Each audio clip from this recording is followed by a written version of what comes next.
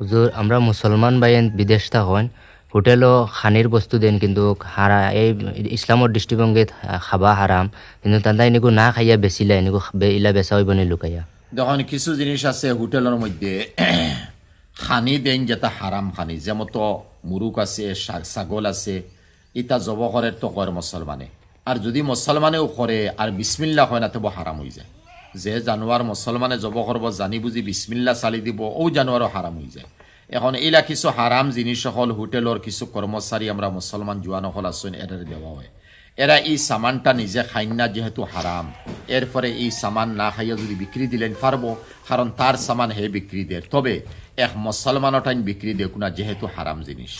আমি জানি বুঝি আর এক মুসলমান দে হারাম কিলা খাওয়াইতাম নন মুসলমানের কাছে বিক্রি করিলাও কি পয়সা তা লাগি যাই যাচ্ছে হে খাও তারে তো হোটেল মালিকে বা ম্যানেজারে তার গিফট দিছে খাইবা লাগি দিছে এখন তার সামান হে তার বিক্রি দেয়।